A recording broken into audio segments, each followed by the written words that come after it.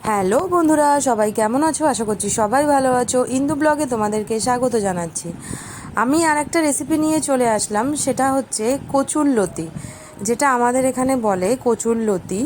তোমরা কোথা থেকে কীরকম দেখছো সবাই কিন্তু আমাকে কমেন্ট করে জানিও তোমাদের ওখানে এই লতিটাকে কি বলে। আচ্ছা চলো তাহলে তোমাদেরকে দেখাচ্ছি। দেখো, প্রথমে লতিটাকে আমি ভালো করে ধুয়ে ওর গা থেকে ভালো করে আঁশ ছাড়িয়ে আমি কেটে নিয়েছি। ভালো করে ধুয়ে এবার আমি একটা কড়াইতে গরম জল দিয়েছি, মানে করছি, গরম জলটা দিইনি, গরম জলটা করছি, সেটাকে হালকা করে ভাপিয়ে নিতে হবে। বারবার বলছি, এটা কিন্তু কচুর লতি, এটাকে কিন্তু ভালো করে খোসাটাকে ছাড়িয়ে নিয়ে অল্প করে ভাপিয়ে নেবে, সেদ্ধ নয়, জাস্ট ভাপিয়ে নেওয়া। দেখো, আমি জলটাও কিন্তু বেশি দিইনি, জল দিলে বেশি দিলে কিন্তু একদম কাদা কাদা হয়ে যাবে, খেতে কিন্তু ভালো হবে না। এরপরে আমি একটা পেস্ট করে নিচ্ছি, সেটা হচ্ছে সর্ষে। তোমরা এখানে পোস্ত দিতে পারো, আমার কাছে ছিল না বলে আমি দিতে পারিনি, বা তোমরা এখানে সাদা সর্ষে কালো সর্ষে দুটোই একসাথে দিতে পারো, আমার কাছে ছিল না বলে আমি পারলাম না দিতে। আমি এখানে 2 চামচ সর্ষে আর 4-5টা কাঁচা লঙ্কা দিয়ে দিয়েছি, আর অল্প দিয়েছি নুন। তোমরা তোমাদের স্বাদ অনুযায়ী সেগুলো কম বেশি করতে পারো।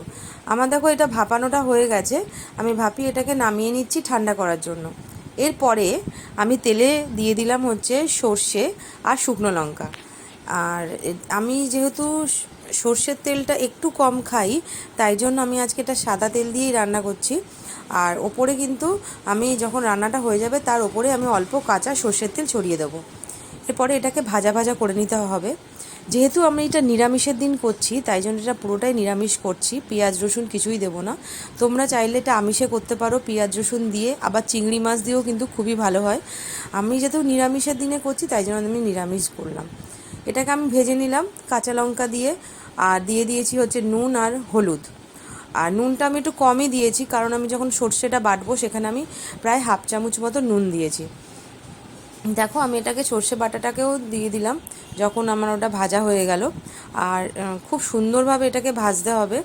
এটা কিন্তু করতে গেলে কিন্তু বেশি টাইম লাগে না, তোমার ওই 10 থেকে 15 মিনিটের মধ্যে এটা চটজলদি রান্না হয়ে যায়, কিন্তু কাটাটাই হচ্ছে সমস্যা।